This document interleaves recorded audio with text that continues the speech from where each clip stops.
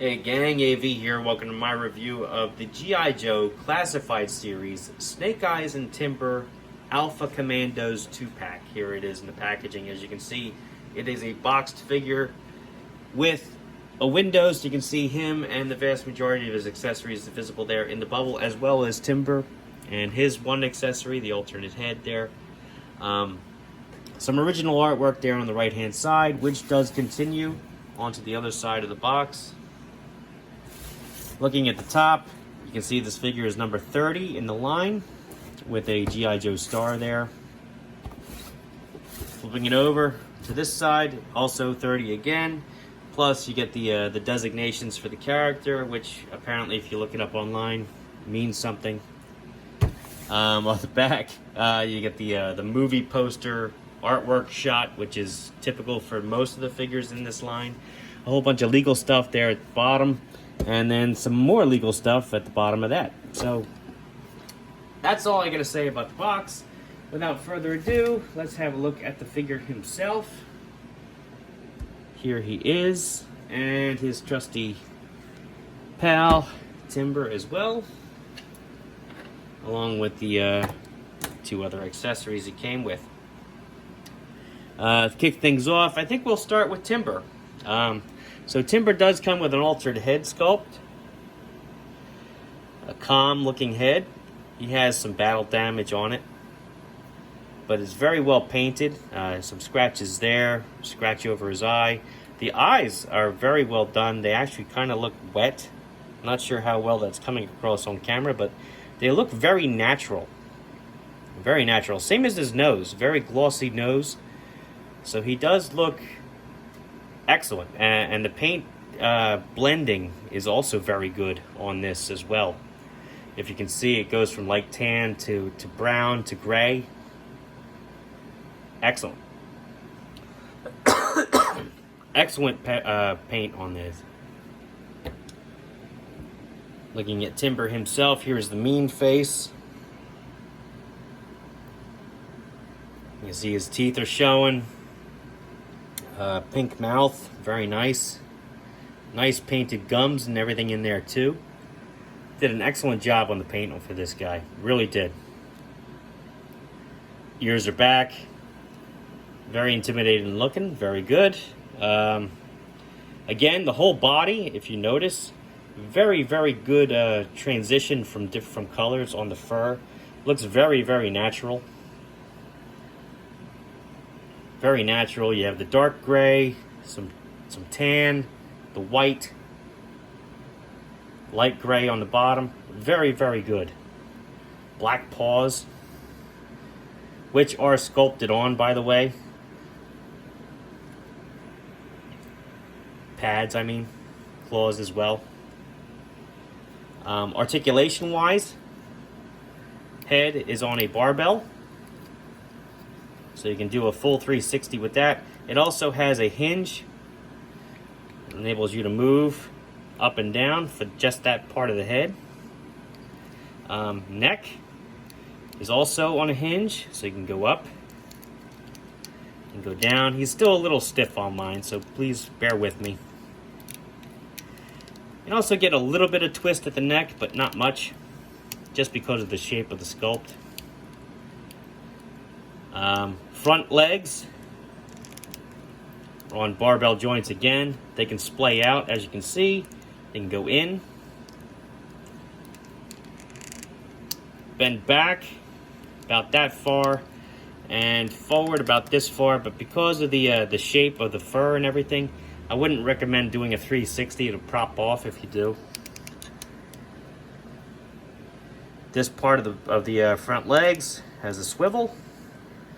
You can go all the way around, can flatten out, as well as bend almost 90 degrees. Can bend up right there at the wrist, back down, and then at the paw itself, you also have another hinge. Move up and down, and then you also have a swivel here. Same for both front legs. He has this abdomen joint right here, which not only does a bend forward and back, You can also get some twist out of there as well. But again, not a whole lot just because of the shape of the sculpt. Legs. Can do a full 360 in the back. They can spread out somewhat and then come in again. I guess you'd call these knees. They can bend about 90 degrees as well as flatten out. He's got another hinge here at the ankle. Can bend his paw all the way up and flatten it out. And right here at the bottom of the foot has another hinge. Put his paw down, paw up, and he can swivel. Last but not least, you have the tail, which is also on a hinge. Put his tail up, down, full 360, and that's about it. Excellent articulation on the wolf. As a matter of fact, it takes a little practice to get him in a realistic stance, because you can't just throw him down. He doesn't look quite right. You have to take your time to actually pause his legs properly, which I do appreciate, because once you get it right, it looks fantastic. But it does take a little bit of work.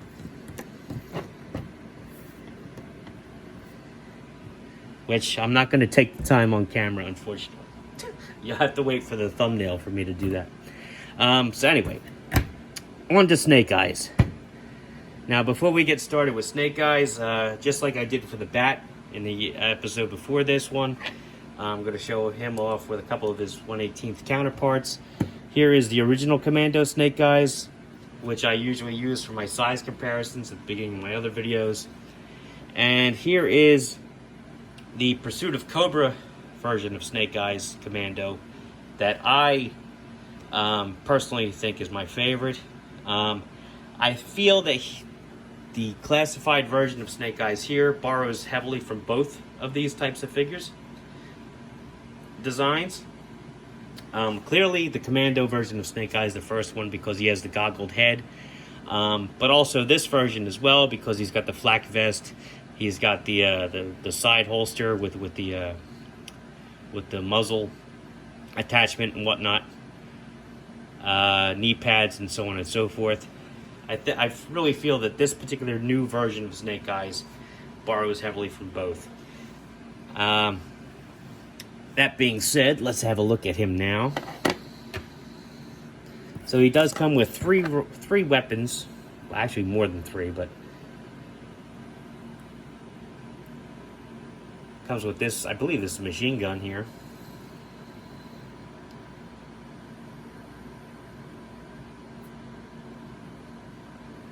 Not too bad. It does have a drilled out barrel there, so you can put an attachment in there from a later set. There's this weapon here, which I know it isn't, but it kind of reminds me of a P90, just a little bit with the front area here, but I know it's not. I'm not a huge weapon aficionado, so please forgive me. I'm sure somebody will let me know in the comments what these weapons are, and that's fine. As a matter of fact, I encourage you to do that. That way you educate me as well as everybody else watching. That'd be perfect.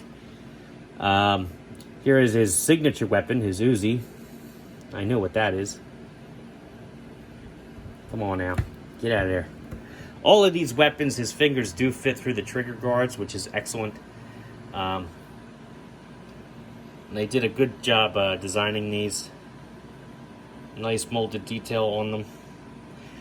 I did mention the fact that he has the muzzle attachment. Does fit in the front of his holster here. Usually just push it through one side.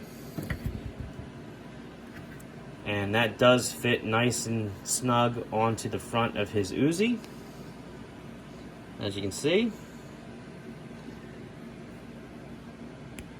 It also works on the pistol, which is also in his holster.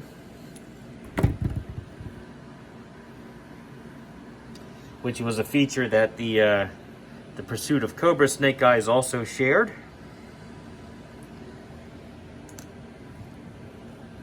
He also has his combat knife here.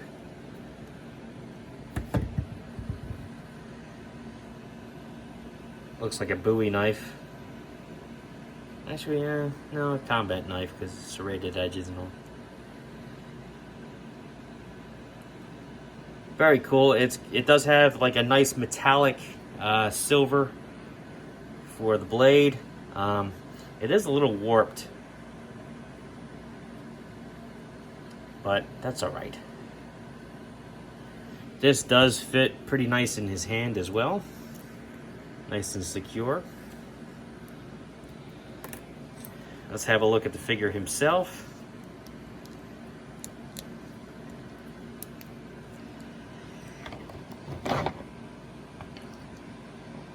Nice sculpt and design on this guy. Very little color on him, but that's to be expected with a Snake Eyes figure, quite frankly.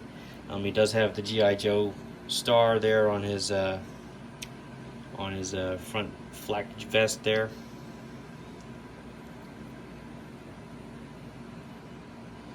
Very nice sculpt.